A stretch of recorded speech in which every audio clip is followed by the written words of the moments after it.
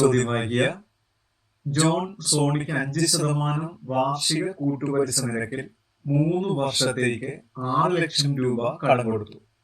3 വർഷത്തിന് ശേഷം ജോണിന് എത്ര തുക ലഭിക്കും? നമുക്കിത് നേരിട്ട് ഇക്വേഷൻ വെച്ച് ചെയ്യാം, അല്ലാതെ എളുപ്പമാർഗം സിമ്പിൾ മെത്തേഡ് രണ്ടും നമ്മൾ ചെയ്യുന്നതാണ്. അപ്പൊ ആദ്യം ഇവിടെ നമ്മുടെ പ്രിൻസിപ്പൽ എത്രയാണ്? 6 ലക്ഷം എന്ന് കിടപ്പുണ്ട്. അപ്പൊ പ്ലീസ് ഈക്വൽ ടു 6 ലക്ഷം രൂപ. പിന്നെ എത്ര ശതമാനം? 5%. അപ്പൊ റേറ്റ് എത്ര? 5%. എത്ര വർഷത്തേക്കാണ്? 3 വർഷം. അപ്പൊ n is equal to 3 years. അപ്പൊ 3 വർഷം കഴിഞ്ഞ് കൂട്ടുപലിശ നിരക്കിൽ ഉള്ള എമൗണ്ട് കണ്ടുപിടിക്കാൻ നമുക്ക് ഇക്വേഷൻ ഉണ്ട്. A is equal to P into 1 plus R by 100 the whole raised to n എന്ന് പറഞ്ഞ ഇക്വേഷൻ. ഇത് നമുക്ക് ആ ഇക്വേഷൻ നല്ല വിലയിട്ട് കൊടുത്ത് സിംപ്ലിഫൈ ചെയ്യാം. അല്ലാതെ നിങ്ങൾക്ക് അറിയാൻ ചെയ്യണം. ആദ്യം ആ P കാണിക്കുക ഇൻറ്റു ഈ 5% എന്നുള്ളത് നമുക്ക് എങ്ങനെ എഴുതാം? 1 plus R by 100 എന്നുള്ളത് നമുക്ക് എങ്ങനെ എഴുതാം? 5% കൂടുതലായിട്ട് എടുത്താൽ മതി. എത്ര? 105/100. അത് 3 വർഷത്തെ കാര്യത്തിൽ 3 തവണ കാണിക്കുക. 105/100, 105. ഇതാണ് ഒരു മെത്തേഡ്. ഇനി വെട്ടി കളയുക. 100ന്റെ 2 പൂജ്യം ഞാൻ വെട്ടി, 100ന്റെ 2 പൂജ്യം വെട്ടി, വീണ്ടും അടുത്ത 100ന്റെ 2 പൂജ്യം വെട്ടി, 2 പൂജ്യം വെട്ടി. ഇനി അവിടെ ഒരു പൂജ്യം ഉള്ളപ്പോൾ 100ന്റെ 1 പൂജ്യം വെട്ടി, 100ന്റെ 1 പൂജ്യം വെട്ടി. ഇനി 10 6 നമുക്ക് വെട്ടാം. ഈ 10ന് 6നെ കൂടെ നമുക്ക് വെട്ടാം. ഏതിന്റെ പട്ടികയില? 2ന്റെ പട്ടികയില അല്ലേ? വെട്ടി നോക്കി. 10ൽ എത്ര പ്രാവശ്യം ഉണ്ട്? 5 തവണയുണ്ട്. 6ൽ എത്ര പ്രാവശ്യം ഉണ്ട്? 3 തവണയുണ്ട്. ഇനി ഈ 5ഉം 105 കൂടെ വെട്ടാം. 5 105 എത്ര പ്രാവശ്യം ഉണ്ട്? 21 തവണയുണ്ട്. ഇനി ഇവിടെ വന്നിരിക്കുന്ന ഈ 3 105 105 21 ഇതെല്ലാം കൂടെ നമുക്ക് ഇൻഡ്യൂ ചെയ്യുക. ഇൻഡ്യൂ ചെയ്യുമ്പോൾ നമുക്ക് 6,94,575 കിട്ടും. നമ്മുടെ ബി ഓപ്ഷൻ അവിടെ കിടപ്പുണ്ട്. 6,94,575. അതാണ് നമ്മുടെ ആൻസർ. ഇനി ഇത് തന്നെ നമുക്ക് ഒരു മെത്തേഡ് കൂടെ ചെയ്യാം. ഞാൻ ചോദ്യം ഒന്നുകൂടെ അവിടെ എഴുതിയിട്ട് നമ്മൾ നേരത്തെ പറഞ്ഞല്ല, 6 ലക്ഷം രൂപ, 5% വാർഷിക പലിശ, 3 വർഷം അല്ലെ? ഇത് 3 ഞാൻ എഴുതിയിട്ട്. ഇനി ഈ 3 വർഷത്തേക്ക് കിട്ടുന്ന കൂട്ടുപലിശ കണ്ടുപിടിക്കാനുള്ള എളുപ്പമാർഗം, കൂട്ടുപലിശ മാത്രം കണ്ടുപിടിക്കാൻ എളുപ്പമാർഗം എത്രയാ? അംശബന്ധം ഓർക്കുന്നുണ്ടോ? 3:1 എന്ന് പറയുന്നൊരു അംശബന്ധമാണ്. അതെങ്ങനെ കണ്ടുപിടിക്കുക? ആദ്യം ഈ 60,000 രൂപ 6 ലക്ഷം രൂപയുടെ 5% പറയുക. 5% കണ്ടുപിടിക്കാൻ എളുപ്പമാർഗം എന്താ?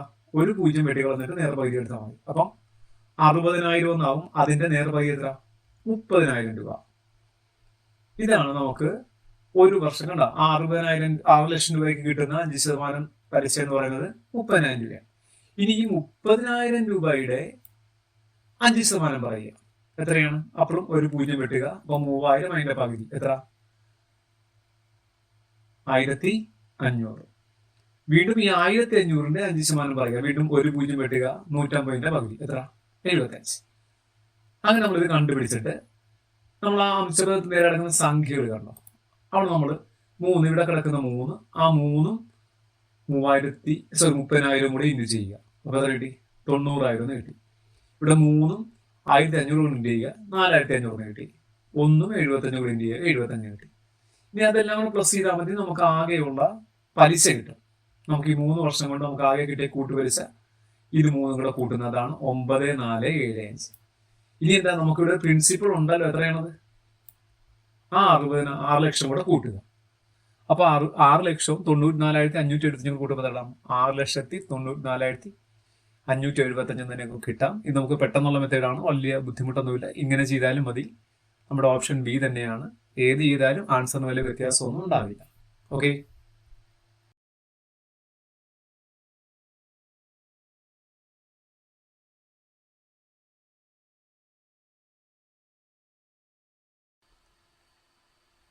അടുത്ത ചോദ്യം. ഒരു വസ്തുവിന്റെ പകുതി ഭാഗം ഇരട്ടി വിലയ്ക്ക് വിൽക്കുമ്പോൾ ലാഭ ശതമാനം എത്രയാണ്? ഈ ചോദ്യം വായിക്കുമ്പോൾ നല്ല കൺഫ്യൂഷൻ ഉണ്ടാകുന്നുണ്ട്. കാര്യം അതിൻ്റെ ഇംഗ്ലീഷ് വേർഷൻ കൂടെ കിട്ടിയാലേ നിങ്ങൾക്കത് മനസ്സിലാവുള്ളൂ. അതിൻ്റെ ഇംഗ്ലീഷ് ചോദ്യം ഇങ്ങനെയാണ്: what is the profit percentage when half the quantity of an article is old at double the price? എന്ന് വെച്ചാൽ നിങ്ങളിപ്പോൾ 100 രൂപയ്ക്ക് വാങ്ങിച്ചൊരു വസ്തു നിങ്ങൾക്ക് 200 രൂപയ്ക്ക് വിൽക്കണം. പക്ഷേ നിങ്ങൾ 100 രൂപയുടെ സാധനത്തിൽ പകുതി എടുക്കുന്നുള്ളൂ. അപ്പോൾ നിങ്ങൾക്ക് 200 കിട്ടണം. അതാണ് എൻ്റെ അർത്ഥം കേട്ടോ. അത് വായിക്കുമ്പോഴത്തേക്ക് ശ്രദ്ധിച്ചോണം. ഇംഗ്ലീഷ് ക്വസ്റ്റ്യനോടൊപ്പം ഇംഗ്ലീഷ് ക്വസ്റ്റ്യൻ കൂടെ വായിച്ചിട്ട് മാത്രമേ മലയാളത്തിൽ ക്വസ്റ്റ്യൻ കൂടെ വായിക്കാവൂ. അപ്പോൾ നമ്മുടെ ക്വസ്റ്റ്യനിലേക്ക് ഞാൻ വരികയാണേ. അപ്പം ഇവിടെ ഇങ്ങനെയാണ് പറയുന്നത്. അപ്പം ഞാനൊരു എക്സാമ്പിൾ പറയുന്നു. നിങ്ങളിപ്പോൾ 1000 രൂപയാണ് നിങ്ങളൊരു വസ്തുവിന് മുടക്കിയെന്ന് വിചാരിക്കുക. നിങ്ങളിപ്പോൾ ഒരു സാധനം വാങ്ങിച്ചു വെച്ചിരിക്കുന്നു 1000 രൂപ. അപ്പം നിങ്ങൾക്ക് എന്താണ് അതിൻ്റെ ഇരട്ടി ലാഭം കിട്ടണം, ഇരട്ടി വിലയ്ക്ക് വിൽക്കണം. അപ്പം നിങ്ങൾക്ക് എത്ര രൂപ കിട്ടണം? 1000 രൂപ മുടക്കിയെങ്കിൽ നിങ്ങൾക്ക് 2000 കിട്ടിയാലേ ഇരട്ടിയാകത്തുള്ളൂ. അപ്പം 2000 രൂപ കിട്ടണം. ഇനി അതിൻ്റെ കുഴപ്പം എന്താ? ഈ വസ്തുവിൻ്റെ പകുതിയെ ഞാൻ എടുക്കുന്നുള്ളൂ. ആ 1000 എന്നുള്ളതിൻ്റെ പകുതിയെ ഞാൻ എടുക്കുന്നുള്ളൂ. 1000 രൂപയുടെ സാധനത്തിന് നേർ പകുതി 500 രൂപയുടെ സാധനം എടുക്കുന്നുള്ളൂ. പക്ഷേ അപ്പോഴും എനിക്ക് ലാഭം എത്ര തന്നെ കിട്ടണം? 2000 തന്നെ കിട്ടണം.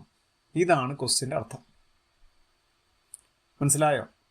അപ്പോൾ വസ്തുവിൻ്റെ പകുതി എടുക്കുന്നുണ്ട്, ഞാൻ ആദ്യം മുടക്കി എത്രയാണോ അതിൻ്റെ ഇരട്ടി രൂപ എനിക്ക് കിട്ടണം. അപ്പോൾ ഇത് കാര്യം കിട്ടില്ലോ. ഒന്നുകൂടെ 1000 രൂപ നിങ്ങൾ മുടക്കുന്നു, നിങ്ങൾക്ക് എത്ര കിട്ടണം? 2000 കിട്ടണം. ഇതാണ് ചോദ്യത്തിൻ്റെ അകത്ത് കിട്ടേണ്ട കാര്യം. പക്ഷെ 1000 രൂപ മുടക്കി അതിൻ്റെ ഇരട്ടിയായ 2000 കിട്ടണമെങ്കിലും ഞാൻ 1000ൻ്റെ മൊത്തം എടുക്കുന്നില്ല. എത്ര എടുക്കുള്ളൂ? 500 എടുക്കുള്ളൂ, നേർ പകുതി എടുക്കുള്ളൂ. അപ്പോഴും എനിക്ക് 2000 രൂപ കിട്ടണം. കണ്ടോ? ഇനി നമുക്ക് ചെയ്ത് നോക്കാം. എങ്ങനെയാണ്? നിങ്ങൾ ആലോചിച്ചേ, 500 രൂപ നിങ്ങൾ മുടക്കി, നിങ്ങൾക്ക് 2000 രൂപ കിട്ടി. എത്ര രൂപ പ്രോഫിറ്റ് കിട്ടി? നിങ്ങൾക്കൊരു കടയുണ്ടോ നിങ്ങൾ വിചാരിക്കുക. 500 രൂപ നിങ്ങൾ മുടക്കി ഒരു കട സാധനം വാങ്ങിച്ചു വെച്ചിരിക്കുന്നു, നിങ്ങൾക്ക് 2000 രൂപ കിട്ടി. പ്രോഫിറ്റ് എത്രയാണ്? 1500 രൂപ കൂടുതൽ കിട്ടി. ഇനി എങ്ങനെ ലാഭശതമാനം കണ്ടുപിടിക്കുക?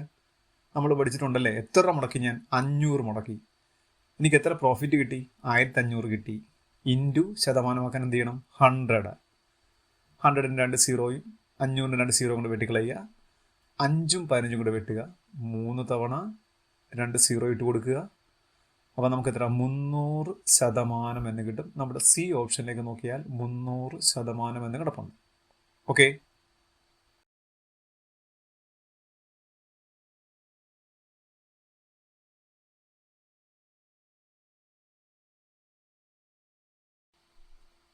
അടുത്ത ചോദ്യം, വിരമിച്ച 9 പേരടങ്ങുന്ന ഒരു ഗ്രൂപ്പിന്റെ ശരാശരി പ്രായം 64 ആണ്. ഒരു അംഗം ഗ്രൂപ്പ് വിടുമ്പോൾ ശരാശരി പ്രായം 62 കുറയുന്നു എങ്കിൽ പോയ വ്യക്തിയുടെ പ്രായം എത്രയാണ്? നമുക്കിത് രണ്ട് തരത്തിൽ ചെയ്യാം. ആദ്യം നമുക്ക് ഡയറക്റ്റ് ഒന്ന് പറഞ്ഞു പോകാം. ഇവിടെ എത്ര പേരുണ്ട്? ആദ്യം 9 പേരുണ്ട്. ആ 9 പേരുടെ ശരാശരി എത്രയാണ്? 64. അപ്പം ശരാശരിയും എണ്ണവും തന്നാൽ നമുക്ക് ആകെ കണ്ടുപിടിക്കാം. അപ്പോൾ 9 പേരുടെ ആകെ എത്രയായിരിക്കും? ഈ 9 പേരുടെയും കൂടെ വയസ്സ് നമ്മൾ എഴുതി കൂട്ടിയാൽ ആകെ എത്ര കിട്ടും? അത് കണ്ടുപിടിക്കാൻ നമ്മൾ എന്ത് ചെയ്യണം? 9 × 64 ശരാശരി ഇൻറ്റു എണ്ണം. 9 × 64 നമുക്ക് കണ്ടുപിടിക്കുമ്പോഴത്തേക്ക് 576 കിട്ടും. അതുപോലെ 8 പേരുടെ എത്രയാണ്? ഒരാൾ പോയി കഴിഞ്ഞപ്പോൾ 8 പേരുള്ള, ഒരാൾ പോയി കഴിഞ്ഞപ്പോൾ 8 പേരേ ഉള്ളൂ. അപ്പോൾ ശരാശരി എത്രയായിട്ട് മാറി? 62 മാറി. അപ്പോൾ 8 പേരുടെ 62 എന്ന് പറയുമ്പോൾ വീണ്ടും പറ, 8 പേരുടെ ആകെ എത്രയായിരിക്കാം? 8 × 62. അത് നമുക്ക് 496 കിട്ടാം. പിന്നെ നമുക്ക് അവിടെ നമുക്ക് ഒരു സാധാ മാക്സ് അല്ലേ, 9 പേർക്ക് ആകെ എത്രയുണ്ട്? 576. അതിലൊരാൾ പോയപ്പോഴത്തേക്ക് എത്രയായിട്ട് മാറി? 496 മാറി. അപ്പോൾ പോയ ആളെ കണ്ടുപിടിക്കാൻ വേണ്ടി ഇവ കുറച്ചാൽ പോരെ, സബ്ട്രാക്ട് ചെയ്താൽ പോരെ? അപ്പോൾ നമ്മളിത് സബ്ട്രാക്ട് ചെയ്യാൻ വേണ്ടി പോകുന്നു. 576ൻ്റെ അകത്തുനിന്ന് 496 കുറക്കുന്നു. എത്ര കിട്ടും? 80 എന്ന് കിട്ടും. നമ്മുടെ ഓപ്ഷൻ നോക്കിയാൽ ഡി ഓപ്ഷനിൽ എത്ര കിടപ്പുണ്ട്? 80 എന്ന് കിടപ്പുണ്ട്. അതാണ് നമ്മുടെ ആൻസർ. ആ ക്വസ്റ്റ്യൻ തന്നെ നമുക്ക് അല്ലാതെ ഷോർട്ട് കട്ട് മെത്തേഡിലും പറയാം. ചോദ്യം എഴുതി വെച്ചിട്ടുണ്ട്. ഇവിടെ ഞാനിതിനെ ആദ്യം 9 പേരെന്നുള്ളതിന് വരും ഒരു മൈനസൊക്കെ ഒഴിവാക്കാൻ വേണ്ടിയിട്ട് 8 പേരുടെ എത്രയെന്ന് പറഞ്ഞാൽ 8 പേരുടെ ശരാശരി എത്ര? 62. 9 പേരുടെ എത്രയാണ്? 64. ഞാൻ അങ്ങനെ ഇട്ട് ചെയ്യുക. ഒരാൾ പോയി എന്നുള്ളതിന് വരെ ഒരാൾ വന്നെന്നാക്കിയാലും തെറ്റൊന്നുമില്ല. 8 പേരുടെ 62, ഒരാൾ വന്നപ്പോൾ 64 എന്ന് പറഞ്ഞാലും തെറ്റൊന്നുമില്ല. അങ്ങനെ ഒരു മൈനസ് ഒഴിവാക്കി ചെയ്യാൻ വേണ്ടിയിട്ടാണ്. അല്ലെങ്കിൽ 2 - 1 പ്ലസ് ആയിട്ട് നമുക്ക് ആൻസർ കിട്ടും. ആൻസറിന് വ്യത്യാസമൊന്നുമില്ല കേട്ടോ. അപ്പോൾ ഇവിടെ ഈ 62 64 നമ്മൾ വ്യത്യാസം എത്രയാ? 2. ആ 2 കൊണ്ട് നമ്മൾ ആ 8 അങ്ങ് ഗുണിക്കണം. അപ്പോൾ എത്ര? 2 16. ഇനി ആ 8ന് നേരെ ഡയഗണലായിട്ട് കിടക്കുന്ന ആരാ? 64. ആ 64 കൂടെ എടുത്ത് കൂട്ടിയാൽ മതി, വേറൊന്നുമില്ല. 16 + 64 എത്രയാണ്? 80 എന്ന് കിട്ടും. അങ്ങനെ ഷോർട്ട് കട്ട് മെത്തേഡിൽ നമുക്ക് ചെയ്യാം. എങ്ങനെ ചെയ്താലും ആൻസർ എല്ലാം ഒന്ന് തന്നെയാണ്. ഓക്കെ.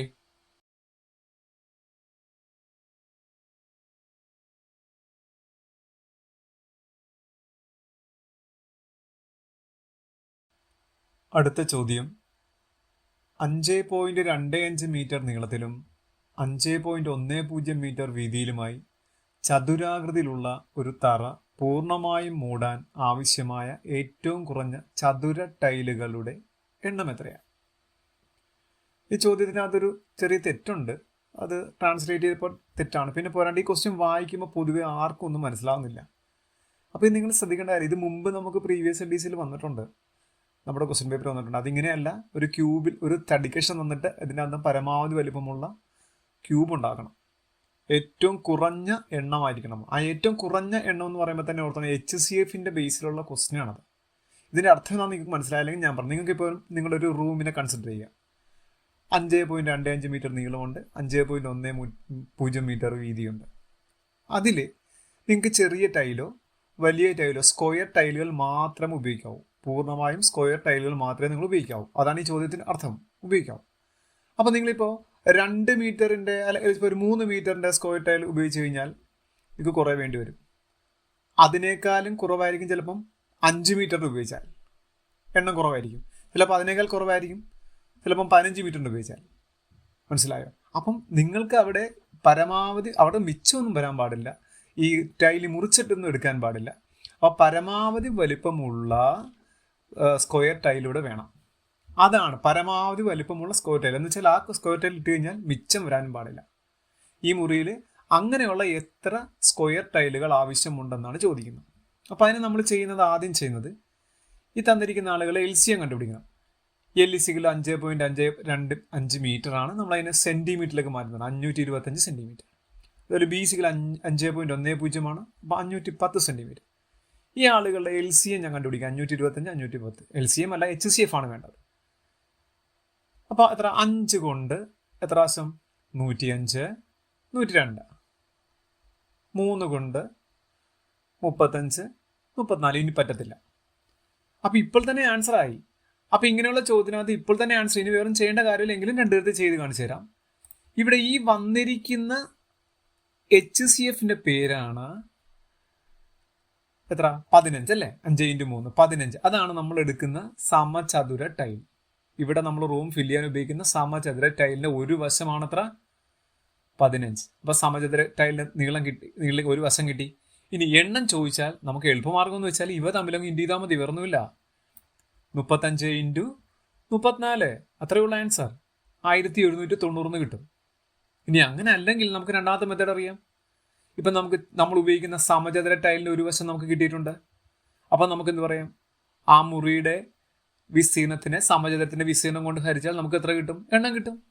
അത് നമുക്ക് കണ്ടുപിടിക്കാം. എങ്ങനെയാണ്? മുറിയുടെ വിസ്തീർണം എങ്ങനെയാണ്? ഇതാണ് അയാളുടെ നീളം, ഏതാണ് വീതി. അപ്പോൾ വിസ്തീർണം എത്രയായിരിക്കാം? 525 × 510, നീളം × വീതി. ചതുരാകൃതിയായ മുറിയാണ്. സമചതുരത്തിന്റെ വിസ്തീർണം എത്രയാ എന്ന് വെച്ചാൽ ഈ ടൈലിന്റെ വിസ്തീർണം എത്ര? 15 ആണ്. അപ്പോൾ 15 × 15, അതുകൊണ്ട് ഡിവൈഡ് ചെയ്താൽ മതി. 15 × 15. എണ്ണം കണ്ടുപിടിക്കാൻ നമ്മൾ പഠിച്ചിട്ടുണ്ട്. വലിയ വിസ്തീർണം ബൈ ചെറിയ വിസ്തീർണം. 15ഉം 520 കൂടി വെട്ടുമ്പോഴത്തേക്ക് 35 തവണ. അടുത്ത 15ഉം 510 കൂടി വെട്ടുമ്പോഴത്തേക്ക് 34 തവണ. 35 × 34 നമുക്ക് കണ്ടുപിടിച്ചാൽ മതി, വേറൊന്നുമില്ല. കണ്ടോ? ഇത്രയുള്ള ആൻസർ 1790. നമ്മുടെ ഓപ്ഷൻ നോക്കിയാൽ A ഓപ്ഷനിൽ കിടപ്പുണ്ട്. അപ്പോൾ എങ്ങനെ വേണമെങ്കിലും ചെയ്യാം. ഇത് നമുക്ക് പണ്ട് വന്നിട്ടുള്ള ക്വസ്റ്റൻ. അപ്പോൾ ഇതിനകത്ത് ഏറ്റവും ആലോചിക്കുന്നത് ഈ ഏറ്റവും കുറഞ്ഞ എണ്ണം എന്ന് ചോദിച്ചാൽ ഓർത്തണം അവിടെ HCF കണ്ടുപിടിക്കണം. ആ HCF ആണ് നമ്മളെടുക്കുന്ന ടൈലിൻ്റെ ഒരു വശം. എണ്ണം കണ്ടുപിടിക്കാനായിട്ട് മിച്ചമുള്ള താഴെയുള്ള 2 സംഖ്യകൾ ഇൻഡ് ചെയ്താൽ മതിയാവും. അങ്ങനെയാണ് എളുപ്പമാർഗ്ഗത്തിൽ ചെയ്യുക. ഇനി അല്ല ഡയറക്റ്റായിട്ട് ചെയ്താലും കുഴപ്പമില്ല. ഓക്കെ.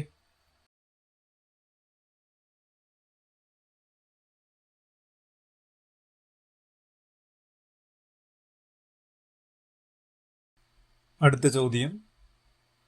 ഇപ്പോൾ ഹെലന് 41 വയസ്സും മകൾക്ക് 9 വയസ്സുമാണ്. എത്ര വർഷം കഴിഞ്ഞ് ഹെലന് മകളുടെ 3 ഇരട്ടി പ്രായമുണ്ടാവും? അപ്പം നമുക്കിത് 2 തരത്തിൽ ചെയ്യാം. അതിൽ ഒരു മെത്തേഡ് എന്ന് വെച്ചാൽ എങ്ങനെയാണ്? ഇപ്പം ഹെലന് എത്ര വയസ്സുണ്ട്? 41 വയസ്സുണ്ട്. മകൾക്ക് 9 വയസ്സ്. അപ്പം നമുക്ക് വേണ്ട എന്താണ്? എത്ര വർഷം കഴിയുമ്പോൾ ഈ മകളുടെ വയസ്സിന്റെ 3 മടങ്ങ് എന്ന് വെച്ചാൽ മകളുടെ വയസ്സ് × 3 എന്ന് വെച്ചാൽ അമ്മയുടെ വയസ്സായിട്ട് മാറും, ഹെലന്റെ വയസ്സായിട്ട് മാറും. അപ്പം നമുക്കത് ചെയ്യേണ്ട കാര്യം, ആദ്യത്തെ ഓപ്ഷൻ എത്രയാ? 3 അല്ലേ? ആ 3 അങ്ങ് എടുത്തേ. 41 കൂടെ ഈ 3 ഈ 41 കൂടെ എപ്പോഴും 41 കൂടെ ആവല്ലേ നമ്മുടെ തന്നിരിക്കുന്ന വയസ്സ് 41 + 3 എത്രയാ 44. അതുപോലെ 9 കൂടെയും കൂട്ടിക്കുക 9 + 3 എത്രയാ 12. നമ്മൾ ആ വയസ്സ് കൂട്ടി രണ്ടുപേരെയും കൂടെ. ഇനി കൂട്ടി നോക്കിക്കേ ഈ 12ന്റെ 3 ഇരട്ടിയാണോ ഇത് നോക്കിയേ 12 × 3 എന്ന് വെച്ചാൽ 36 ആണ് 44 അല്ല. അപ്പൊ ഇതല്ല ആൻസർ. രണ്ടാമത്തെ 5 എന്ന് പറയുന്ന ഓപ്ഷൻ ഇതുപോലെ കൂട്ടിക്കുക 5. എപ്പോഴും ഞാൻ പറഞ്ഞു 41 കൂട്ടാവും 41 + 5 46. അതുപോലെ 9 + 5 14. ഒന്ന് ചെക്ക് ചെയ്തേ 14 × 3 എന്ന് വെച്ചാൽ 46 ആണോ അല്ല 42 ആണ്. അത് പറ്റത്തില്ല. മനസ്സിലായോ? അപ്പോൾ വീണ്ടും അടുത്ത ഓപ്ഷൻ 7 സി എന്ന് പറയുന്നത് 7 7 കൂട്ടി നോക്കിക്കേ 7 കൂട്ടുമ്പോഴത്തേക്ക് നമുക്ക് എത്ര കിട്ടും? കൂട്ടുന്നത് എപ്പോഴും ഞാൻ പറഞ്ഞു 41 കൂടെ മാത്രമേ കൂട്ടാവൂ. നമ്മുടെ ഇനിഷ്യൽ ഏതാണോ വന്നിരിക്കുന്നത് അതിനോട് കൂട്ടുക. 41 + 7 എത്ര 48. 9 + 7 എത്ര 16. കണ്ടോ 16നെ 3 കൊണ്ട് ഗുണിച്ചാൽ നമുക്ക് 48 കിട്ടും. കണ്ടോ 16 × 3 ആണ് എത്ര 48. അപ്പം എത്ര വയസ്സ് കൂട്ടി നിങ്ങൾ 7 കൂട്ടിയപ്പോഴാണ് കിട്ടിയെന്ന് വെച്ചാൽ 7 വർഷം കഴിയുമ്പോൾ നമുക്ക് ഈ പറഞ്ഞ കണ്ടീഷനിലേക്ക് എത്താം. എത്ര മകളുടെ വയസ്സിന്റെ 3 മടങ്ങ് ഹെലൻ എത്തും. ഇതാണ് നമ്മൾ ഒരു എളുപ്പമാർഗത്തിൽ ചെയ്യുന്നത്. ഇനി അല്ലാതെ നമുക്ക് ചെയ്യാം. അതിനുവേണ്ടി നമ്മളൊരു ചെറിയ കാര്യം ആലോചിക്കണം. ഇപ്പം നമ്മൾക്കൊരു സഹോദരൻ ഉണ്ടെന്ന് വിചാരിക്കുക. നമ്മളുടെയും ആ സഹോദരന്റെയും വയസ്സുകളുടെ വ്യത്യാസം 5 ആണെന്ന് വിചാരിക്കുക. ഇതിപ്പോൾ 5 ആണ്. ഒരു 10 വർഷം കഴിഞ്ഞാലും ആ വയസ്സിന്റെ വ്യത്യാസം എത്ര തന്നെയായിരിക്കും? 5 തന്നെയായിരിക്കും. നമ്മൾ ജനിച്ചപ്പോൾ എത്രയാണോ വയസ്സിന്റെ വ്യത്യാസം അത് തന്നെയായിരിക്കും നമ്മൾ തമ്മിലുള്ള വ്യത്യാസം ഉണ്ടാവുക. ഞാനും സഹോദരനും തമ്മിലുള്ള വ്യത്യാസം അത് തന്നെയായിരിക്കും. മനസ്സിലായല്ലോ?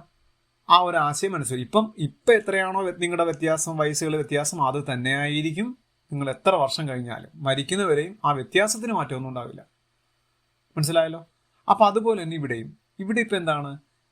ഹെലന് 41 വയസ്സുണ്ട്, മകൾക്ക് 9 വയസ്സുണ്ട്. ഇവരുടെ വയസ്സുകളുടെ വ്യത്യാസം എത്രയാ? 32. എന്ന് വെച്ചാൽ ഇനി ഇവർ മരിക്കുന്നവരെ എപ്പോഴും ഇവരുടെ വയസ്സുകളുടെ വ്യത്യാസം 32 തന്നെയായിരിക്കും. ഇനി നമുക്ക് വേണ്ടത് ഇവരുടെ വയസ്സുകളുടെ അംശബന്ധം 3:1. 3 മടങ്ങെന്ന് വെച്ചാൽ എന്താണ്? ഹെലന് 3 മടങ്ങ്. ഹെലന് 3 വയസ്സുള്ളപ്പോൾ ഇയാൾക്ക് 1 വയസ്സുണ്ടായിരിക്കണം. ഇതാണ് കണ്ടീഷൻ. ഇനി നമ്മൾ പറയുകയാണ് അപ്പോൾ 3:1 എന്ന് വെച്ചാൽ ഹെലന് എത്ര വയസ്സുണ്ട്? 3x ഉണ്ട്. മകൾക്ക് എത്രയുണ്ട്? 1x അഥവാ x. അപ്പോഴും വ്യത്യാസം എത്ര തന്നെയായിരിക്കും? 32 ആയിരിക്കത്തില്ലേ? ആ x എന്നുള്ള ഏത് സംഖ്യ വേണമെങ്കിലും വരാം. എപ്പോൾ എത്തിയാലും വ്യത്യാസം 32 ആയിരിക്കും. 3x × x എത്ര കിട്ടാം? 2x ആണ് 32. അപ്പോൾ x എത്രയായിരിക്കാം? 32ന്റെ പകുതി. 32/2 എത്ര? 16. അപ്പം ഈ x എന്ന് പറയുന്ന ആൾക്ക് 16 വയസ്സ് എത്ര എന്ന് വെച്ചാൽ എത്ര? x എന്ന് പറയുന്നത് മകളാണ്. മകൾക്ക് ഇപ്പോൾ എത്ര വയസ്സാണ്? 9 വയസ്സുണ്ട്. ആ 9 എന്നുള്ളത് 16 ആകുമ്പോഴത്തേക്ക് 3 മടങ്ങാവും. എന്ന് വെച്ചാൽ എത്ര വർഷം കണ്ടുപിടിക്കാൻ എന്ത് ചെയ്യണം? ഈ 16 - 9 എത്ര വർഷം? 7 വർഷം കഴിയുമ്പോൾ ഈ പറഞ്ഞ പോലെ നമ്മുടെ ഓപ്ഷൻ സി ഓപ്ഷൻ്റെ അകത്ത് കിടപ്പുണ്ട്. 2 തരത്തിലും ചെയ്യാം. ഒന്നുകൂടെ നമുക്ക് എളുപ്പത്തിൽ തോന്നുന്ന ഈ ഒരു മെത്തേഡ് ആദ്യം പറഞ്ഞാണ് ഒന്നുകൂടെ എളുപ്പമായിട്ട് എനിക്ക് തോന്നുന്ന x ഒന്നും വേണ്ട, എളുപ്പത്തിൽ നിങ്ങൾക്ക് ചെക്ക് ചെയ്യാം. അത് ഓപ്ഷൻ വെച്ച് ചെക്ക് ചെയ്യുന്ന പരിപാടിയാണ്. നിങ്ങൾക്ക് നോക്കാം. എനിവേ ആൻസർ 7 ആണ്. ഓക്കെ.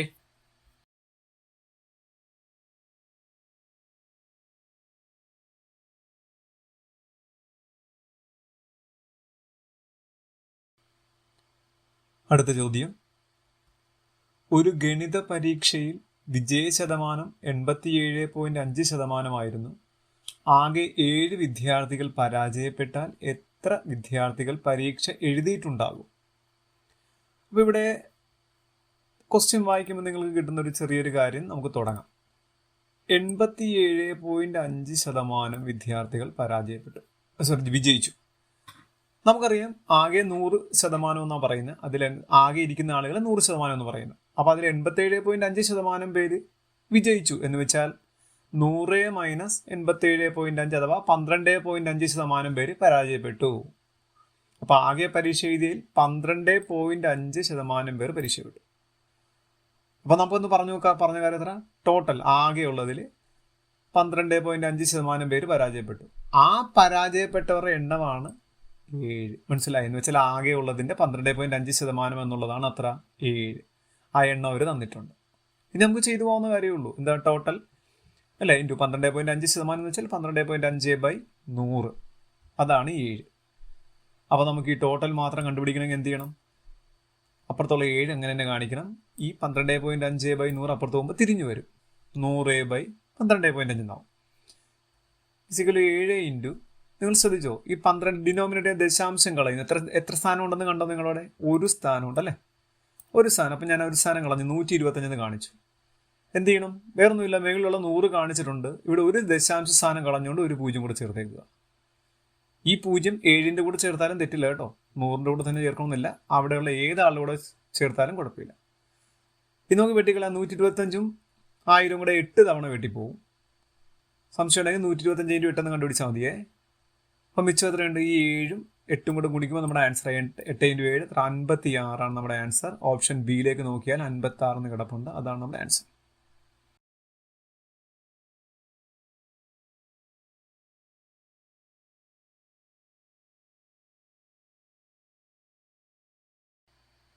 അടുത്ത ചോദ്യം, 5 പുരുഷന്മാരോ 12 സ്ത്രീകളോ അടങ്ങുന്ന ഒരു സംഘത്തിന് ഒരു പ്രത്യേക ജോലി 78 ദിവസം കൊണ്ട് പൂർത്തിയാക്കാൻ കഴിയുമെങ്കിൽ 5 പുരുഷന്മാരും 12 സ്ത്രീകളും ഒരുമിച്ച് പ്രവർത്തിച്ചാൽ അതേ ജോലി പൂർത്തിയാക്കാൻ എത്ര സമയമെടുക്കും? ഇവിടെ നിങ്ങൾ ശ്രദ്ധിക്കേണ്ടത്, എനിക്കൊന്ന് ഈ എക്സാമിന് ചോദിച്ചാൽ ഏറ്റവും ചെറിയ ക്വസ്റ്റ്യൻ ഇതാണ്.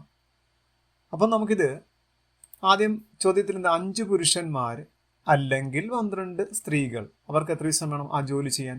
78 ദിവസം കൊണ്ടാണ് ആ ജോലി പൂർത്തിയാക്കുന്നത്. ഇതിൻ്റെ അർത്ഥം എന്താണ്? ഇപ്പം 5 പുരുഷന്മാരെ ജോലി ചെയ്യുന്നുള്ളെങ്കിൽ അവർ 78 ദിവസം വേണം അവർക്ക്. ഇനി 12 സ്ത്രീകൾ മാത്രമേ ഉള്ളെങ്കിലോ അവർക്കും 78 ദിവസം വേണം. ഇതാണ് ഉദ്ദേശിച്ചിരിക്കുന്നത്. ഇനി അടുത്ത പറഞ്ഞിരിക്കുന്ന ആ സെയിം ആളുകളെ തന്നെ കണ്ടോ, 5 പുരുഷന്മാരും 12 സ്ത്രീകളും ഒരുമിച്ചാൽ എത്ര ദിവസം കൊണ്ടായിരിക്കുന്നു? അപ്പം നമ്മൾ പണ്ടൊരു ഇക്വേഷൻ പഠിച്ചിട്ടുള്ളതാണ്, നിങ്ങൾ പഠിച്ചിട്ടുണ്ടെങ്കിൽ അറിയത്തില്ല. അങ്ങനെ ഈ പ്രൊപ്പോർഷൻ തന്നെയാണ് വരുന്നെങ്കിൽ നമുക്കിവിടെ 2 ആൾ 5, 12 ഒരാണും പെണ്ണും അത് 2 ആളുകൾ മാത്രമേ ഉള്ളൂ. അപ്പം നേർ പകുതി 78/2 എത്ര? 39. അത്രേ ഉള്ളൂ. കാര്യം ഇപ്പം നിങ്ങൾ ആലോചിക്കുക, നിങ്ങൾക്കൊരു ജോലി ചെയ്യാൻ 10 ദിവസം വേണം, എനിക്കും ഒരു ജോലി ചെയ്യാൻ 10 ദിവസം വേണം. എങ്കിൽ നമ്മൾ രണ്ടും കൂടി ചെയ്യുമ്പോൾ എന്ത് ചെയ്യും? നേർ പകുതി ദിവസം മതി, 5 ദിവസം മതി. നിങ്ങളുടെ എഫിഷ്യൻസിയും എൻ്റെ എഫിഷ്യൻസിയും കൂടി ചേരുമ്പോൾ നേർ പകുതി മതി. കണ്ടോ, രണ്ടുപേരുടെയും എഫിഷ്യൻസി ഈക്വലായിട്ട് വന്നിരിക്കുന്നതുകൊണ്ടാണ്. ഇപ്പം 5 പുരുഷന്മാരും 12 പേരുടെയും ഈ പറഞ്ഞിരിക്കുന്ന 2 എണ്ണം തുല്യമായതുകൊണ്ടാണ്. ഇനി അങ്ങനെ അല്ലെന്നുണ്ടെങ്കിൽ അപ്പം ആൻസർ 39 ഇനി അങ്ങനെ അല്ലെങ്കിൽ നിങ്ങൾക്ക് ഇങ്ങനെ ചെയ്യാം. നിങ്ങൾ മുമ്പ് പഠിച്ച ഇക്വേഷൻ വെച്ചിട്ട് 5 × 12 × 78 നിങ്ങൾ പഠിച്ചിട്ടുണ്ടല്ലോ ഇങ്ങനെ, ഇല്ലേ? ഇക്വേഷൻ M1D1 ഇക്വേഷൻ പഠിച്ചിട്ടില്ലേ? പിന്നെ ഇവിടെ 5 × 12 എന്ന് വെച്ചാൽ 60 പ്ലസ് വീണ്ടും എത്ര? 5 × 12 ഇവിടെ ഇങ്ങോട്ട് വരുമ്പോൾ 60. ഇതിങ്ങനെ സിംപ്ലിഫൈ ചെയ്താൽ നിങ്ങൾക്ക് കിട്ടും, പേടിക്കണ്ട. ഇത്രയും പോകേണ്ട കാര്യമില്ലാത്തതുകൊണ്ട് പറഞ്ഞില്ല. അപ്പോൾ ആൻസർ 39 എന്നാണ്.